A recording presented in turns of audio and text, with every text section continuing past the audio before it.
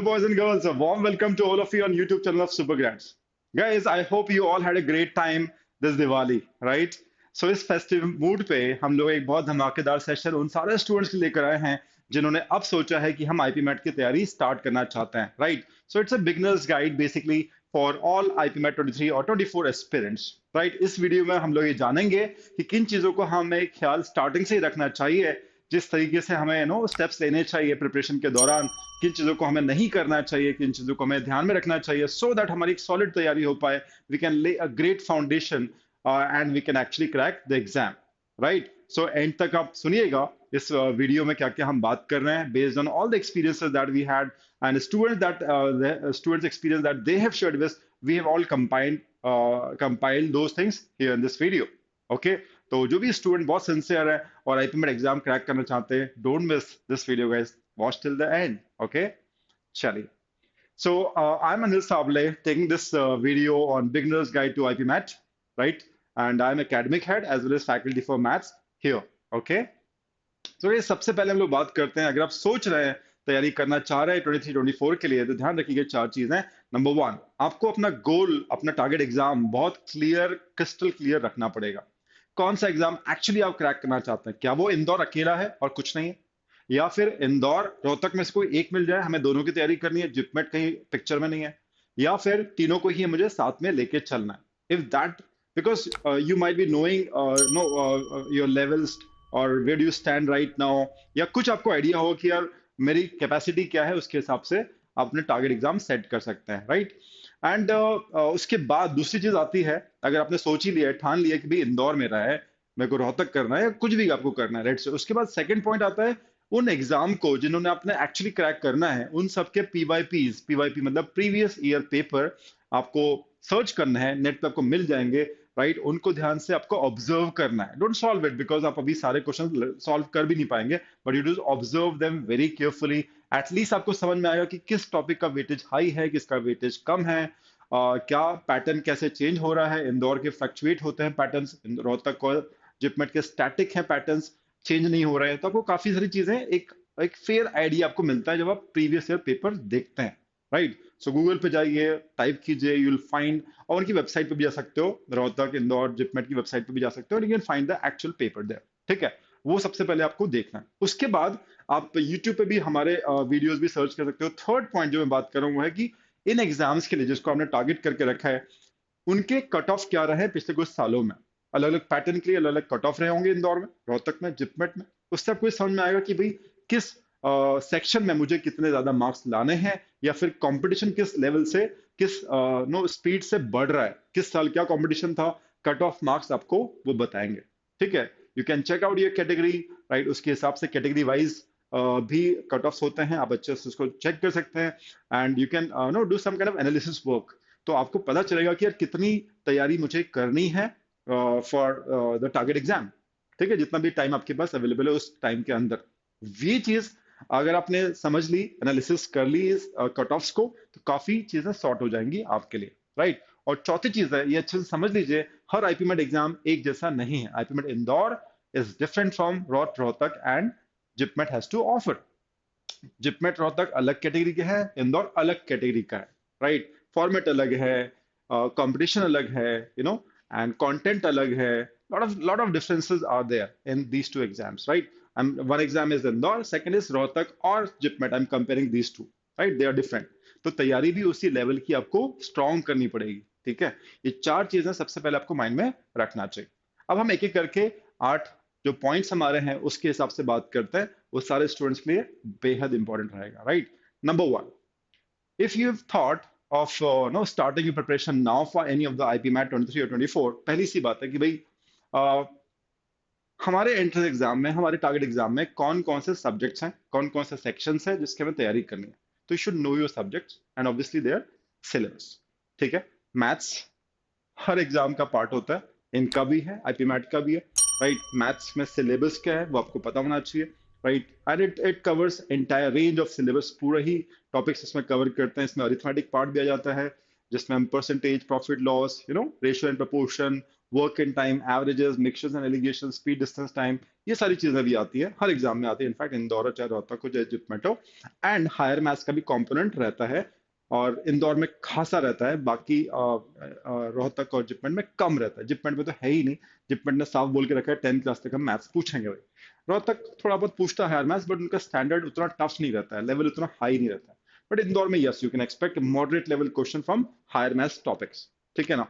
Functions हो गया, permutation combination हो गया, प्रोबेबिलिटी हो गया, सेट थ्योरी हो गया, मैट्रिसेस डिटरमिनेंट्स हो गया, कोऑर्डिनेट ज्योमेट्री हो गया, ट्रिग्नोमेट्री हो गया, ये सारी चीजें खासे तौर पे 40% के आसपास इंदौर में पूछी जाती है। तो आपको जब आप प्रीवियस ईयर पेपर देखते हैं तो ही आपको एक आइडिया लग जाता है कि यार किस टॉपिक के कितने क्वेश्चंस आते हैं, उनका लेवल क्या है, वो सारी चीजें। इसीलिए मैंने पहले ही आपको कहा, प्रीवियस ईयर पेपर जरूर देखो, समझो, ठीक है। I am not asking you to attempt them, right, attempt that test, because that's not right, probably not the right time, because आपने शायद पढ़ाई नहीं की हो, आप कॉमर्स बैकग्राउंड से हो या आर्ट्स बैकग्राउंड से, ह्यूमैनिटीज से हो, तो शायद आप अभी से क्रैक नहीं कर पाओ, राइट। सो बट देखना बनता है कि यार कैसे मैं अपनी स्ट्रेटजी बना सकता हूँ, how can I crack this exam. ये आप जरूर कर सकते हो उस पीवाईपी को देखकर, प्रीवियस ईयर पेपर्स को देखकर, ठीक है। So these are the topics, you should know the topics and syllabus, right. And next is logical reasoning. Logical reasoning में कंडीशन बेस्ड पजल इंदौर में आती हैं, बाकी सब जो मिसलेनियस टॉपिक्स होते हैं, syllogism, blood relation, direction, coding, decoding, series completion के जो भी टॉपिक्स होते हैं, ये सब बाकी एग्जाम्स में आते हैं, जिपमेट में, रोहतक में। You should know the syllabus, right. अच्छे से आप सिलेबस जॉट डाउन कर लो, ये टॉपिक्स हैं मुझे कवर करना है, लिस्ट बना के चलो, है ना। नोटबुक्स आपकी होनी चाहिए। वर्बल एबिलिटी के अंदर ग्रामर भी है, रीडिंग कॉम्प्रहेंशन भी है, एंड वोकैबलरी भी है, ठीक है। ये सारी चीजें जो नो बेसिकली पैराजम्बल्स होता है, ये सारी की सारी चीजें टेस्ट की जाती है, चाहे इंदौर हो चाहे रोहतक। कुछ कम ज्यादा प्रोपोर्शन में हो सकता है, बट होता सब में। पेपर देखकर आपको काफी आइडिया लग जाता है, ठीक है ना। सो ये सबसे पहली चीज होती है कि अपना सिलेबस और सब्जेक्ट जो पूछने वाले हैं आपके टेस्ट में, सेक्शंस पूछने वाले हैं, आपको पता होना चाहिए, number one, right. This number one. Number two की हम बात करते हैं। जब आपने डिसाइड कर लिया कि भाई कौन सा टारगेट एग्जाम आपका है एक्चुअली, जिसको आपको क्रैक करना चाहते हो, है ना, आपने पीवाईपीज पीवाईक्यूज देख लिया, कट ऑफ आपने एनालाइज कर लिया, फिर आपने सब्जेक्ट और सिलेबस देख लिया क्या क्या है अच्छे से, है ना। It may take a couple of days to do. Number two is, कुछ चीजें आप स्टार्टिंग से मान लो, है ना, based on our experience I am saying, कि ये जो तीन सब्जेक्ट्स हैं, इन तीन सब्जेक्ट में आपको कमांड तो चाहिए इन ऑल थ्री, तभी आपको ओवरऑल स्कोर अच्छा है। इंडिविजुअल कट ऑफ जो इंदौर मांगता है वो आप क्लियर कर पाओगे, ठीक है। नहीं तो कई बार ऐसा होता है कि आप मैथ्स में बहुत अच्छे हो, इंग्लिश में आपने कोई उतना काम किया नहीं, आपने अज्यूम कर लिया कि इंग्लिश तो निकल ही जाएगी यार, स्कूल में तो निकल जाते थे मार्क्स, राइट। तो यहाँ पे ये अजम्पशन हमें भारी पड़ सकता है, ठीक है। तो एट द कोर हमें कुछ चीजें समझ लेनी चाहिए, ठीक है। तो जो मैंने तीन सब्जेक्ट्स आपको बताए हैं, उस सब्जेक्ट के लिए आपको बेसिकली क्या करना चाहिए, मैं उसकी बात करूँ। कुछ हैबिट्स आपको डेवलप कर लेनी चाहिए, एट द कोर आपको ये काम करना ही है, ठीक है। पहला, जैसे मैंने इंग्लिश की बात की, वर्बल एबिलिटी की हम बात कर रहे हैं, ठीक है। वर्बल एबिलिटी में कोर में एक चीज समझ लो कि अपनी रीडिंग हैबिट्स आपको डेवलप करनी है। अगर ऑलरेडी है तो लाजवाब, सोने पे सुहाग, बहुत अच्छे। अगर आप 6 क्लास 7 क्लास स्कूल से आप पढ़ रहे हो, बुक्स काफी सारी पढ़ चुके हो, है ना, तो obviously you got a knack of reading and you understand the language, the writer and composition, you understand it, right. और काफी आप क्लोज हो गए, अच्छे हो गए इनफैक्ट कॉम्प्रहेंशन। बट जो बच्चा क्रैक करना चाहता है आईपी मैट और अभी वो उतना स्ट्रांग नहीं है, तो still you can build upon it, ठीक है। तो रीडिंग न्यूज़पेपर आर्टिकल्स, एडिटोरियल जिसे कहते हैं, नॉवेल्स पढ़ो, मैगजीन्स पढ़ो, जो भी आपके इंटरेस्ट का सब्जेक्ट है उससे स्टार्ट करो, and move on to different genres, right. It is a must guys, ठीक है। कई बार होता है ना कि हम अज्यूम कर लेते हैं ओके ओके है इंग्लिश तो हम फोड़ देंगे, ऐसा नहीं होता है। It requires practice, consistent reading is important guys, है ना। वो चीज आप मिस मत करना।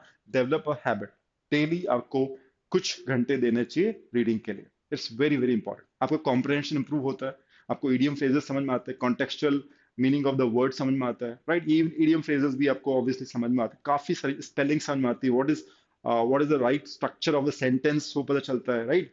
तो यू मतलब जाने अनजाने आपको 50 चीजें आपकी इंप्रूव होती है, राइट, अगर आप प्रॉपरली डेली बेसिस पे रीड कर रहे हैं अकेला तो। इतनी सारी मतलब फायदे होते हैं इनफैक्ट, ठीक है। तो एट द कोर आप इंग्लिश अच्छा करना चाहते हो, ये तो आप मस्ट कर लो कि भाई डेली मुझे ये तो करनी है, ठीक है। नंबर टू की बात करते हैं, मैथ्स की बात करते हैं। मैथ्स में बेसिकली क्या करना है, टॉपिक ढेर सारे हो सकते हैं, ठीक है, टॉपिक ढेर सारे हो सकते हैं जो हमें करना है, वो अलग बात है, बट मैं बेसिकली हैबिट किस चीज की डेवलप करनी है, रोज हमें मैथ्स के क्वेश्चंस लगाने, ठीक है। अब ऑब्वियसली आपने कोई कोचिंग ज्वाइन किया या सेल्फ स्टडी के लिए आपने कुछ प्लान शेड्यूल बनाए, तो आप अपने हिसाब से टॉपिक कंप्लीट करोगे, फिर क्वेश्चंस करोगे, बट बेसिकली रोज क्वेश्चंस आपको मैथ्स के सॉल्व करना है। We call it problem solving. तो प्रॉब्लम सॉल्विंग की आपको आदत होनी चाहिए। अब ह्यूमैनिटीज के हो तो भी develop this habit, if you're aiming for Indore and Rohtak kind of colleges, तो ये मत सोचो कि मैं प्रॉब्लम सॉल्व नहीं करूंगी, मैं तो सिर्फ पढ़ूंगा, है ना, रीड करूंगा, I am good at that, but I will not do problem solving. या फिर 5 क्वेश्चन कर लिए दिन के and that's done. No, it will not work. You to be good at problem solving. ठीक है, प्रॉब्लम सॉल्विंग मतलब क्वेश्चन आपके सामने है, you think about it, apply all sort of concepts that you learned about that topic, और topics में भी कई बार क्वेश्चन 2-3 टॉपिक के ऊपर बेस्ड होता है, तो you should know how to apply all those concepts and try to solve it. And don't let yourself down कि ये चीजें बन नहीं रही है, बट चीजें जब आप उसमें आते हो, है ना, जब आप करते हो चीजें, तभी आपको समझ में आएगी। आप सुपरफिशली देखोगे यार मेरे से क्यों नहीं बन रही है, तो ऐसा नहीं होगा। आप जब क्वेश्चन में उतरोगे, right, you get involved into solving it, then only you understand where I'm getting a problem, where I'm not able to solve। ठीक है, so get into the problem solving mode, and daily basis पे 25 question, 20 question, 25 question कम से कम, at least I'm saying, right, जिसका interest है, जो keen है मैथ सॉल्व करने में, obviously they will go to 40-50 question per day, maybe, अगर टाइम जितना अवेलेबल है उसके पास, उसके हिसाब से, बट 20-25 क्वेश्चन डेली बेसिस पे होने ही चाहिए सॉल्व। प्रॉब्लम सॉल्विंग मैथ्स में एक बिल्कुल नो स्टेपिंग स्टोन है, आपको फाउंडेशन। आप एक भी दिन उसको अवॉइड नहीं कर सकते, you have to be into that mode of problem solving, right. And logical reasoning की बात करें, सिर्फ इंदौर में कंडीशन बेस्ड पजल्स आते हैं, तो आपको पजल सॉल्व करने का शौक होना चाहिए, नहीं है तो शौक बनाओ। स्टार्टिंग में हो सकता है प्रॉब्लम आए, आपको कंडीशन बेस्ड प्रॉब्लम क्रैक ना कर पाओ, बट धीरे over the period of time जो आपको अप्रोचेस पता चलेंगे, अच्छा इसको ऐसे कर सकते हैं, इसको ऐसे कर सकते हैं, when you learn lot of approaches, then the things will become easy for you, तो आपको रास्ते मिल जाएंगे, you'll get the ways how to crack these kind of question। Condition based puzzles Indore के लिए इंपॉर्टेंट है। ठीक है, और बाकी जो टॉपिक्स हमने अभी पहले बताया सिलेबस में लॉजिकल रीजनिंग के, वो आपको प्रैक्टिस बाकी एग्जाम्स के लिए, रोहतक और जिपमेट के लिए करनी होगी। ठीक है, बट इंदौर के लिए एक ही सेट आता है, इंदौर में 5 क्वेश्चन का एलआर में, उसके अलावा कुछ नहीं आता, तो तभी हो पाएगा जब आपकी प्रैक्टिस बहुत अच्छी रहेगी, है ना। आप कम से कम लाइक आपकी जो प्रिपरेशन टाइम है उसमें आपने कम से कम 50, 60, 100 सेट्स लगा लिए होंगे, तब जाके एग्जाम हॉल में आपको अप्रोच पता चलेगी, अच्छा इसको ऐसा कर लूंगा तो जल्दी बन जाए। ठीक है ना, सो ये चीजें, इसकी हैबिट डेवलप कर लो कि यार दिन में एटलीस्ट 2 चीजों को तो आप करोगे, है ना। अगर आपके पास टाइम नहीं है, आप तीनों चीजें नहीं कर पा रहे हो, तो एटलीस्ट 2 चीजें करो। आरसी मतलब read something, make it a habit, and problem solving. ठीक है, 2 चीजें एटलीस्ट करो। ठीक है, अगर तीनों चीजें साइमल्टेनियसली नहीं कर पा रहे हो तो, okay. So these are very fantastic habits if you can develop. Now जब आपने सब कुछ कर लिया है, राइट, आपने डिसाइड कर लिया कि हैबिट्स मुझे इनकलकेट करनी है अपने अंदर, और सिलेबस आपने पता कर लिया है, राइट, तो उसके बाद आता है कि यार मुझे पता चल गया सिलेबस कंप्लीट करना, ओके, तो आपको थोड़ा प्रोएक्टिव होना चाहिए और डेडलाइन सेट करनी चाहिए कि पूरा सिलेबस मुझे किस मंथ के एंड तक फिनिश कर लेना है। ठीक है, you need to set the deadlines. क्यों ये जरूरी है? क्योंकि मैं सिर्फ पढ़ने के लिए नहीं पढ़ रहा हूँ, मैं एग्जाम क्रैक करने के लिए पढ़ रहा हूँ, राइट। सो अगर मेरा एग्जाम लेट से 23 नेक्स्ट ईयर 23 में है, मई मिड में है, डेट तो आई नहीं है, बट मई मिड में है, लेट से जून फर्स्ट, मतलब अभी कुछ कह नहीं सकते, बट मई मिड मान लो, जल्दी हुआ तो मई मिड हो जाएगा, मिड ऑफ मई, और लेट हुआ तो जून मिड जा सकता है, जुलाई फर्स्ट वीक जा सकता है, लाइक अगर लेट हुआ तो, राइट, एनीथिंग बिटवीन, अपन मई मिड मान लेते हैं। So you need to be proactive. Date आपको पता है मिड में, तो आप 2 महीने पहले एक डेडलाइन ले लो कि भाई मार्च में मुझे टॉपिक खत्म करना है, अपना सिलेबस खत्म करना है। आप बोलोगे सर मैं तो 12th क्लास में हूँ, तो अगर आप 12th क्लास में, तो आपको 1 महीने और आपको छोड़ना पड़ेगा, तो आपको फेब तक का टारगेट लेना पड़ेगा। ठीक है, तो आपके पास जो सिलेबस है, उस सिलेबस को आप तोड़ोगे, ब्रेक डाउन करोगे लिटिल चंक्स में। ठीक है, और उसमें जो इंपॉर्टेंट है, मोस्ट इंपॉर्टेंट है, बिकॉज आपने सबसे पहले PYQ प्रीवियस ईयर पेपर देख लिए थे, तो आपको आइडिया है कि भाई किस टॉपिक से कितने क्वेश्चंस आते हैं। तो आपका जो सिलेबस है उसमें जो मेजरली इंपॉर्टेंट टॉपिक है, जिसका वेटेज हाई है इंदौर में या रोहतक में, राइट, तो उस टॉपिक को आप पहले स्टार्ट करोगे, and you will try to like solve and complete the syllabus at the initial stages, so that Feb तक जितना भी आपके पास टाइम अवेलेबल है, उसके हिसाब से अगर आप 70% 80% सिलेबस भी कर पाते हैं, तो 12th एग्जाम के बाद आपके पास जो महीने भर का टाइम होगा, राइट, 40 डेज का टाइम रहेगा, वहां भी आप बचा हुआ 30% कर सकते हैं. It is all about how much time you are having in your hands. ठीक है ना. अगर आपने ड्रॉप लिया हुआ है तो गॉट समथिंग डिफरेंट स्ट्रैटेजी. अब 11th में है, आपके पास 24 का टारगेट है, तो आपके पास टाइम ही टाइम है. You can plan everything according to the time available in your hands. ठीक है. इंपॉर्टेंट इज उल्टा चलें. टारगेट डेट बताओ कब होने वाला, टेंटेटिव. 2 महीने का पीछे जाओ, क्योंकि 2 महीने आप चाहोगे कि मैं पूरा इन्वॉल्व रहूं मॉक टेस्ट देने में. लास्ट में revision mock test analysis, revision mock test analysis. या बेसिकली रिवीजन तो आप कर ही चुके होंगे, इसको आपको ले लेना चाहिए पहले. लास्ट 2 मंथ्स का आपको रखना चाहिए ideally. Mock test analysis and improvement, और maybe mentoring to some extent, right, with the right mentor. ये लास्ट 2 मंथ्स के लिए आपको होना चाहिए. वहां पे ये नहीं होना चाहिए कि सिलेबस कवर कर रहे हैं लास्ट 2 मंथ्स में, अनलेस आप कर नहीं पाए हो कुछ इंपॉर्टेंट, तो ठीक है. अदरवाइज लास्ट 2 मंथ्स की स्ट्रैटेजी ये होनी चाहिए कि हम मॉक टेस्ट दें और उसको एनालाइज करें. ठीक है. उल्टा चलना है आपको. तो अगर कोई बच्चा 12th में है, उसके बोर्ड एग्जाम्स भी हैं, फिर वो उसके पास लेट से 1 महीने का टाइम रहेगा, 1 महीने में वो कुछ नया नहीं करना चाह रहा है, वो मॉक टेस्ट देना चाह रहा है.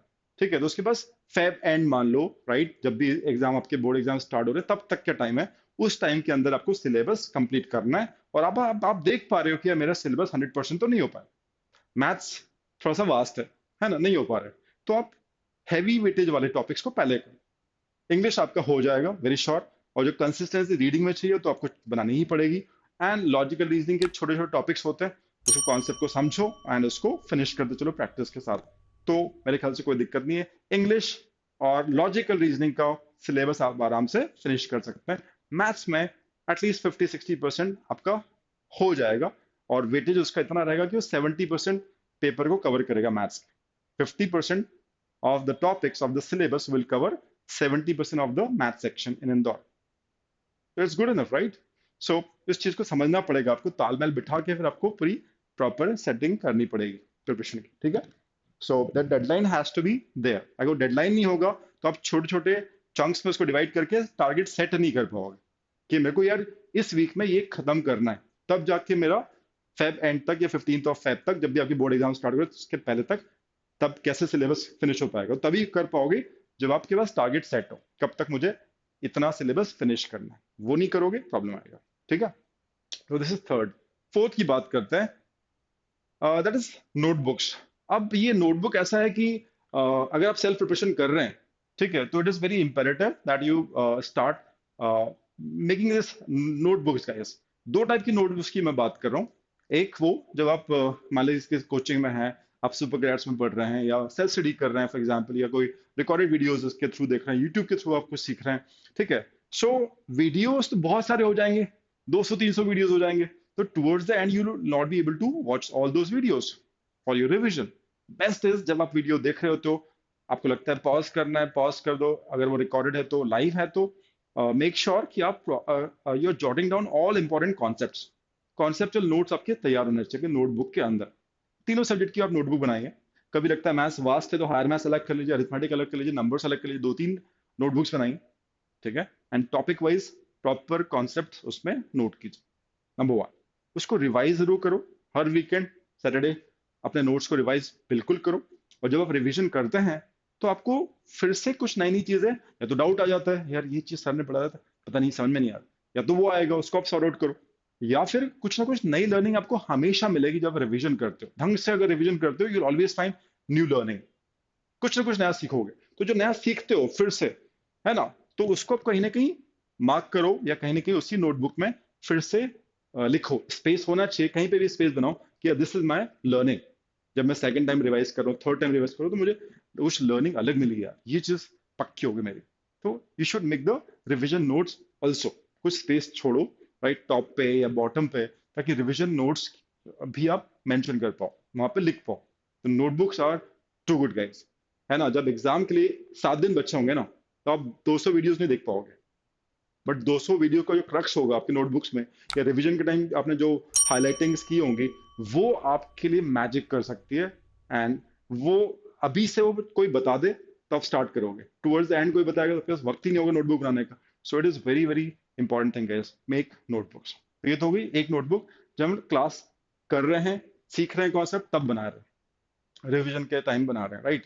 दूसरा होता है एरर लॉग्स, हम कहते हैं एरर लॉग्स, मतलब कोई मॉक्स दे रहे हो, मॉक में कुछ गलतियां हुई, गलतियां की आपने, तो उसकी जो मिस्टेक्स हैं वो आपको लिखनी है, और उसका जो बेस्ट पॉसिबल सोल्यूशन है, राइट, पहले तो आप खुद ही सॉल्व करोगे उसको, एंड यू गॉट, अरे यार मैंने ये गलती कर दी थी, तो you will write down that solution in that notebook, best possible होना चाहिए, शॉर्टकट या जो भी आप बोलो, एंड अच्छा सोल्यूशन जो होता है, ऐसे चैप्टर वाइज आप डिवाइड कर लेना, है ना। जैसे फॉर एग्जांपल फंक्शंस है, एक चैप्टर लिख दिया, उसके क्वेश्चंस जो गलती आपसे हुई है वो लिखा आपने, मैट्रिसेस लिखा, पीएनसी लिखा, let's say speed distance time लिखा, एलजेब्रा लिखा, कुछ भी, ठीक है। तो ऐसे आप टॉपिक्स चार चार पांच पांच पेज हर टॉपिक के आप छोड़ते हुए एक अच्छी एरर लॉग क्रिएट कर लो, ठीक है। तो एरर मेंशन उसमें करना कि गलती मैंने की है, इसका आंसर ये होना चाहिए था, मैंने गलती ये की थी, तो इट शुड बी हाईलाइटेड।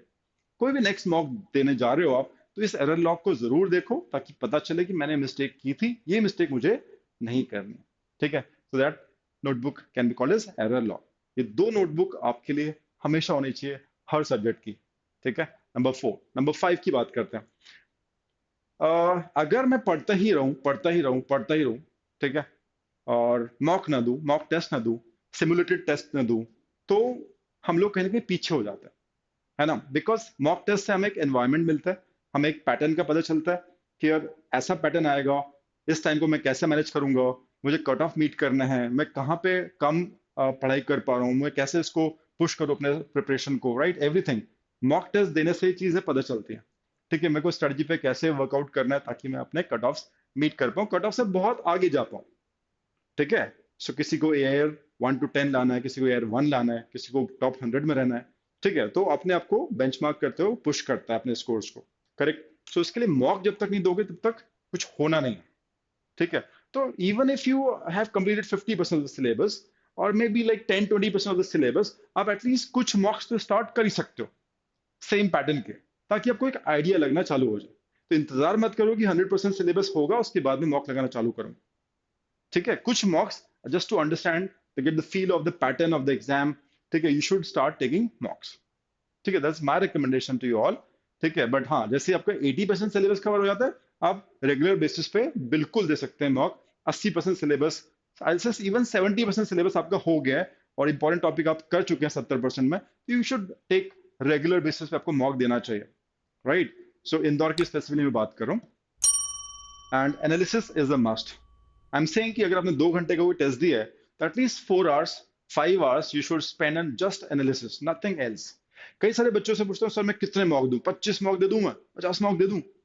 अब भाई मॉक मॉक देने से क्या होगा, इतने सारे मॉक दे दिए, और उससे कुछ लर्निंग आपने लिखी ही नहीं, कि नोट नोट डाउन नहीं किया, जॉट डाउन नहीं किया आपने, एंड एरर लॉग क्रिएट नहीं किया आपने, कहीं पे लिखे नहीं अपनी गलतियों से, आप कुछ सीख नहीं रहे हो, तो ऐसे मॉक देने से भी क्या फायदा, इतनी अच्छी मेमोरी तो आपकी है नहीं कि आपने 50 मॉक दे दी और हर एक का आपको अपनी एरर्स पता है, ऐसा नहीं होता ना। कहीं तो नोट करोगे, उसमें टाइम लगेगा, टाइम लगने दो, ठीक है। 2 घंटे का पेपर है, 4-5 घंटे भी आप दे रहे हो, देना चाहिए आपको, यू शुड, ठीक है। That's how a student will improve, ठीक है। तो इस चीज का ध्यान रखें, mock test and analysis are must for these kind of competitive exams, IPMAT, Indore, Rohtak, JIPMAT, competition tough guys, I am telling you. 22 में जो अभी इस साल हुआ है, इंदौर रोहतक, हद कंपटीशन था, जिपमेट में हद कंपटीशन था, रोहतक में हद कंपटीशन था, कट ऑफ देख लो समझ में आ जाएगा, और कंपेयर कर लेना 21 के रिस्पेक्ट में, बस good percentage jump in the cut offs, okay.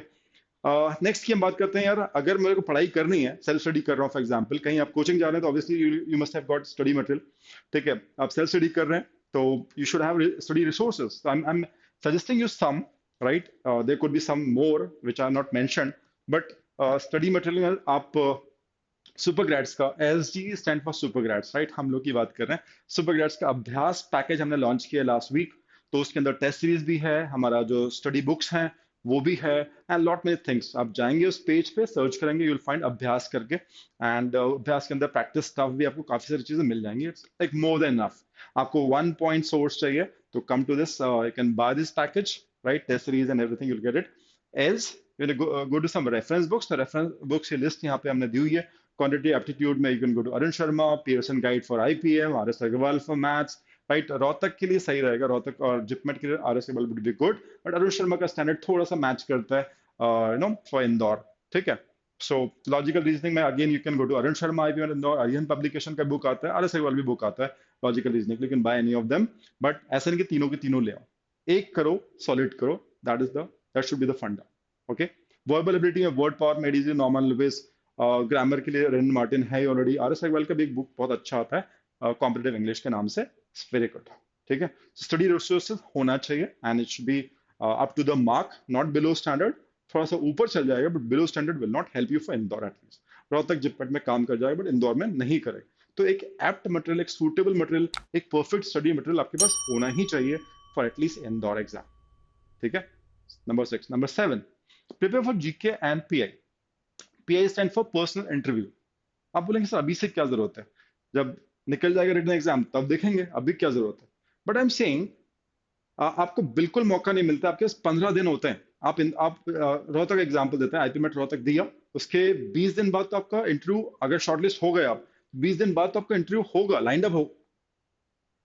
Indore का मेरे ख्याल से 30 डेज, 30 डेज बाद वो लाइंड अप कर देता है इंटरव्यू, और उसके पहले रोहतक भी रहता है।